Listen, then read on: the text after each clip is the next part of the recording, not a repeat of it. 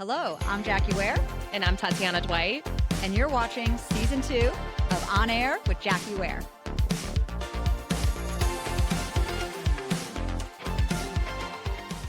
Welcome back to On Air with Jackie Ware. We're kicking off Season 2, and we're kicking things off with a conversation that touches every corner of our industry, hiring.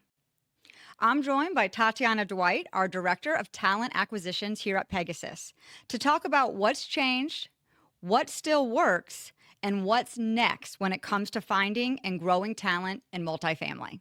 Let's talk a little bit about your background before your time here with Pegasus. Yeah. What initially drew you to the multifamily industry? So I have a very unique story. Like most of us, I kind of just fell into the industry. My background's actually a professional dancer. So I studied dance all my life, grew up in New York. That was my goal, was to become a professional dancer. I got signed with an agent, which relocated me to Georgia. After that, I ended up meeting my husband, had my son, and I was like, well, I need to find something that's a little bit more stable now. So my first taste of the corporate world was working at Wells Fargo. I was a service manager for 5 years. I oversaw the tellers. And from there, I realized that I loved hiring, right? I loved people. I loved just getting to know them and watching them grow. So then I actually knew someone that worked at Resource Alliance, which is where I actually met Allison in HR, and had my first opportunity to interview for a human resources like consultant recruiter role, and Radco was my first client. So I actually supported Radco in their recruiting efforts in their office. They were my first taste of the industry, absolutely loved it. And then from there, I worked at Fogelman for 5 years, went back to Radco for a little bit, and now I'm here at Pegasus, and I love it. Happy to be here. Wonderful. We're happy to have you here. Thank you. So, what was your first role in the multifamily industry? And tell us about the path that got you here today. So my first role was a recruiter. I supported and hired for on-site positions, property managers. And so from there is where I grew my career, built amazing relationships within the industry, attended lots of events, and got my name out there. And that's how I ended up in this seat today. Okay. From where you started to today, what aspects of the industry did you find most exciting or appealing? And how has that changed over the last couple of years? So I think I found most exciting is just watching people grow and the impact that you can make once you offer them that position, that you find that perfect match, right? I think I'm a big part of finding people, making sure they're a great fit, but also realizing that they're the people that are going to help move the company forward. And I think for me, that's really impactful. I also love working with partnerships like Entryway, for instance, where you're able to make a huge impact and change someone's life with an opportunity. You just never know whose life you're touching. And I think for me, that's the best part of what I do. Absolutely. That's huge for, I think, all of us in this industry because we deal with something so personal, right? It's not just hiring somebody, but it's hiring someone that helps somebody find a home or helps somebody maintain a home. Yeah. So we're just very involved in people's lives on a personal level. Right. So let's talk about the state of the market today with hiring. We're all kind of fighting for the same talent, right? Yeah. So what does the multifamily talent market look like right now? What's changed in the last 12 to 18 months? Yeah, I think so. I think post-COVID, it's definitely stabilized. However, it is very competitive, as we all know. I can even say it's a candidate's job market. Candidates are looking for work-life flexibility. They're looking for higher pay. As we know, they'll go down the street for an extra dollar. So they're looking for career paths. And I think now more than ever, hiring is critical, but also that retention piece is just as important. Yeah. It's definitely been hard to keep people when there's better offers out there. So I know we've worked together on really creating things that make people feel special, make people feel connected, Right. and little things that we can do while controlling our margins, Yeah. the bottom line of the company. Because Right. obviously people want to make the most they can, but the company also has to be able to make money in our properties. Yeah. Where are you seeing the biggest hiring gaps today? On-site, maintenance, leadership, or corporate roles? Yeah, so I think the hiring gaps that I'm personally seeing is definitely finding skilled maintenance technicians and then our ops positions, regional roles, property managers. I think it's hard to find people that have the experience we need, but also that are like customer service mindseted, people focused.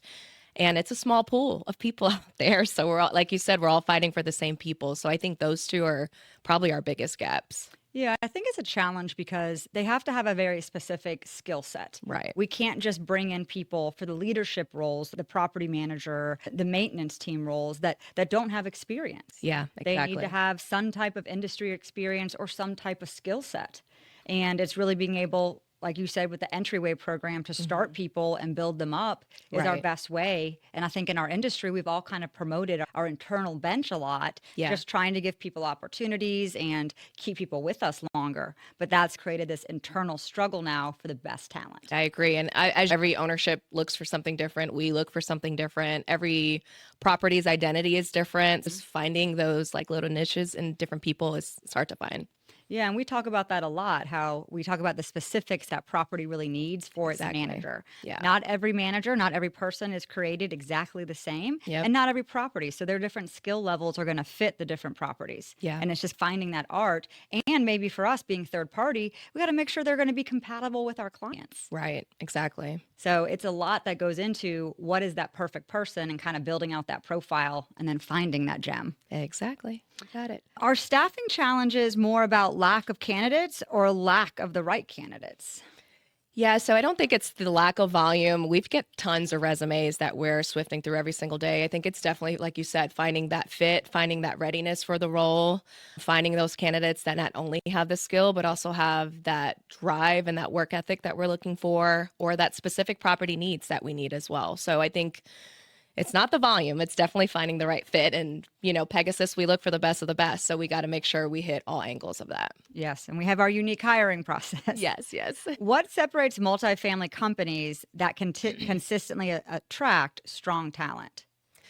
I think companies that consistently attract strong talent are companies that have a visible culture. They have clear career paths, strong leadership. They really pour into their employees. They have people that are being constantly promoted within. They're big on recognition. So I also think having a speedy hiring process also is key, a respectful hiring process, because it takes time for the candidate to come and meet you and our team. So yeah, I would say those are, and then obviously having all of that on social media, sharing that culture on Glassdoor. People are always watching. Just like when we buy a pair of shoes, we go on Amazon and read reviews, same as the candidate experience. They're checking everything on our pages, our social media, just to see what we're doing. Because a lot of companies at the end of the day are doing the same things, but they're looking for those different areas of what appeals to them, what motivates them, that makes us stand out. So You're absolutely right. Because usually when I talk to candidates, by the time they get to me and some of our hiring processes, they've already looked us up online. yeah, They know exactly, a lot of them know my career path. They've looked me up on LinkedIn. yeah, They talk about our flying pig stories and how they liked seeing that online. They're very detailed in their description about Pegasus Residential by that time. So they right, have to really accept you as a company as well. It's not just us wanting them, they have to exactly. want us. Yeah, it's a two-way street. Definitely interviewing takes two for sure. Yeah. How do you balance hiring for experience versus hiring for attitude and potential? I love this question. So I think experience is definitely speedy, right? That's your quick hire. But then when it comes to mindset and attitude, that's where you'll find that long-term commitment, that person that's going to stay for the long haul. So I think you have to have a balance of both. I personally prefer hiring someone that's fresh, that has like maybe that Chick-fil-A type of experience, customer service. They have that bubbly personality. It's just something to them that you can always train the skill set. So I think it's just being open to that, as opposed to hiring someone that's been in the industry for, let's say, 10 plus years. You can tell they're burnt out on that interview process. They don't have anything to them.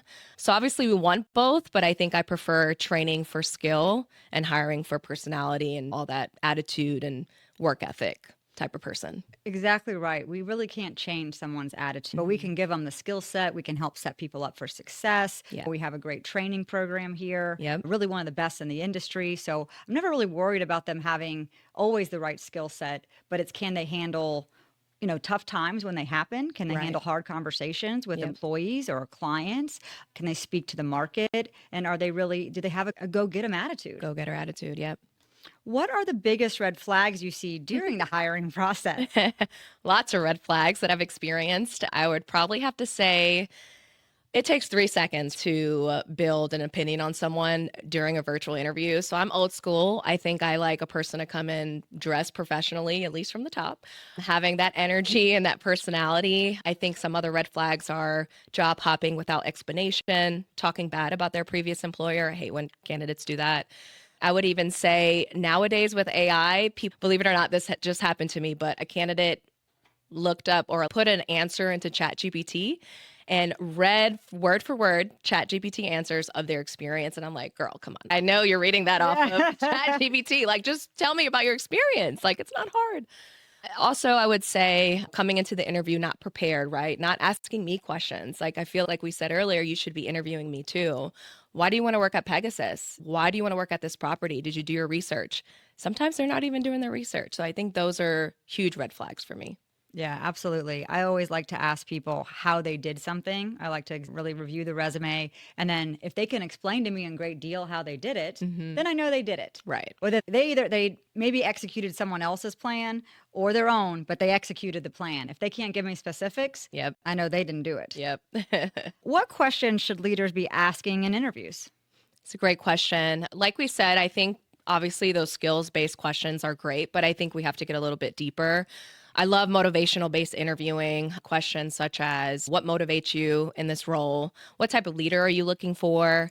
What type of values do we have as a company that you feel like you value as well? Why are you going to stay in this role long term? Or what do you love personally about your job? What don't you like? Just those specific motivational based questions, and also even situational based questions like dealing with challenges like you mentioned, how are you going to go out and accomplish this, or even strategic questions like how are you going to increase occupancy at this property, how are you going to get delinquency under control, tell me what your strategy looks like. And sometimes candidates you will see stump up on that, but you can tell those that shine and that are really, like you said, have that experience as opposed to those that don't.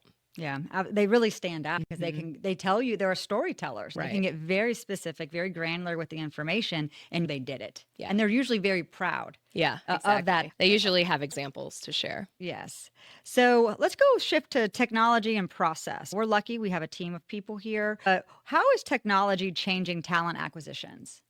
So I think technology is great. It's definitely helping us. If we're using tools like AI, it's definitely going to help speed up your hiring process. It helps with scheduling, communication. From the candidate perspective, I know they're using AI to review their resumes and create emails that they can send to recruiters. So ultimately, AI is supposed to help with the recruiting process. We also have amazing ATS tools that is also supposed to help narrow down candidates for us just to make the process quicker. Yeah, absolutely. I think that's huge. I think it helps weed out, at least go through. We get so many resumes, We do. and Yeah. really, you do have to spend quite a bit of time finding the right ones that Yeah. link up with everything you're looking for. Yeah. What role does automation play? Where does it help, and where are there potential pitfalls? Yeah, so I think, as mentioned before, it definitely helps speed up the process. But I think the pitfalls for me personally is, again, I'm old school.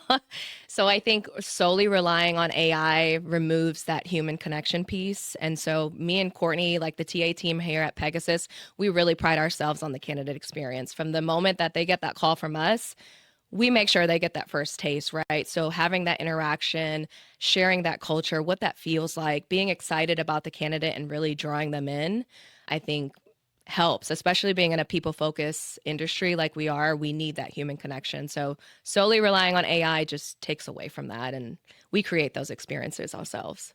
And I think we talked about it earlier. AI can't dictate attitude. Right. They can look at the resumes, give us the experience we need, but Yeah. they can really can't tell that personality. Yeah. I don't want to hire a leasing agent that has no personality. They're Right. not going to be, it's going to be hard for them to be good at sales, Yeah. right? So I think that's a pitfall of that for us. Hmm. All right. So how important is a visible career path in recruiting today's multifamily workforce? Oh, it's very critical. I think candidates want to see real life examples of what it looks like to grow at our companies. And so I know Pegasus, shameless plug, but we do a really great job of that. We just had a post today where one of our property managers is now currently an SVP of operations. Like those real life examples and sharing that on social media is what people want to see. And they know they can plant their feet here and grow. Yeah, and that's one thing that's really huge for us because we Mhm. already know. I know a lot of companies talk about it, but we really do it We do. because then we know that person inside and out. We know what they're great at. We know their areas of opportunities, and it makes us feel really good to help people grow their lives with us and find Right. their career home. And we have several examples of that. So Yeah. I love it. How much responsibility for hiring success sits with leadership versus talent and acquisition? Yeah. So I think hiring success is definitely shared. I think ultimately it is up to leadership and ops to make the final decision. Yes, TA, we bring the candidates, but I think at the end of the day, it's up to leadership to decide if the candidate is a fit and also grow and retain them. I always say this, recruiting is half the battle. The rest is making sure they stay and we don't lose them. So it's definitely up to ops and leadership to make sure we pour into our people. Yeah, I know we always challenge 'cause in some markets it's very competitive and Yeah. sometimes it's hard or it's an unsophisticated market where we're really looking for a young or a professional person and there's just not many to pick from. Right. Or maybe we don't have the salary to attract that person. So I know oftentimes when we're getting, hey, we've interviewed these people, they're not the right fit, really challenge those operational leaders to go out in the market, Yeah. find people, recruit on their own, talk to their network. Right. I know I love seeing internally a lot of our people will just send out to all the regionals will work together. Do you Yeah. know of anybody in your area? Is anybody looking to relocate? Just so we can focus on the top talent, bring Right. them to the properties. I agree. And then we really leverage our employee referrals. We have an amazing program here. And so I think that also helps because we know the best of the best people. If we're here, we know other people in the industry. So bringing in those referrals also help as well. Yeah, and so I do. I really think it's everybody's responsibility. Yep. What's one leadership behavior that attracts good talent, and what's one that quietly drives them away? Great question. I think attracts, I would definitely say being transparent, being supportive, following up after the interview. I know sometimes candidates, we don't want to give that impression. So we want to definitely follow up after interviews. Driving them away, I would say lack of support, not being empathetic. I really thrive on just that human connection and personal connection and building those relationships. So it's hard to have that if that leader is not that type of person. So I would say those two. Yeah, I'd agree. All right, final thoughts, Mhm. Tatiana. What will talent acquisition look like in the next 3 to 5 years, in your opinion? Yeah. In my opinion, I think within the next 3 to 5 years, we're definitely going to have tons of AI. We're going to have data driven, focused, I think, information. But I think most importantly, you're going to see a lot of companies focusing on retention, keeping the talent they have, really growing within.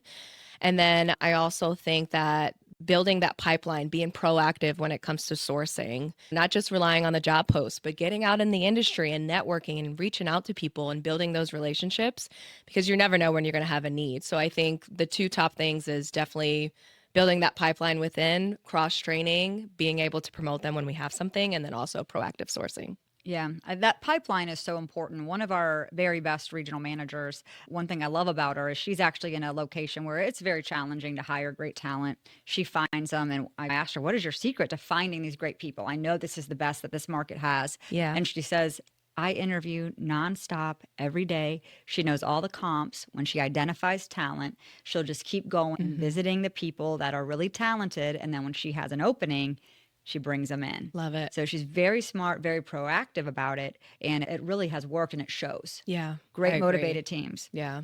What is the one thing multifamily does better in talent acquisitions than other industries? Oh, great question. I think multifamily definitely excels at building talent within, like we've just discussed. We provide tangible, real career paths, unlike some other companies that require that corporate standard background. Like, you don't need a degree to start with Correct. us. You can literally start as a leasing consultant and work your way all the way up to a CEO or a COO. There's just endless opportunities here. As long as you work hard and you really prove yourself, I think the opportunities are endless. And I think that's what makes multifamily special. I think you're absolutely right on that. Yeah. Tatiana, thank you so much for your time today. It's a pleasure having you here at Pegasus and here with you in our podcast studio. Yes. Thank you for having me. Kicking off season 2. Woohoo.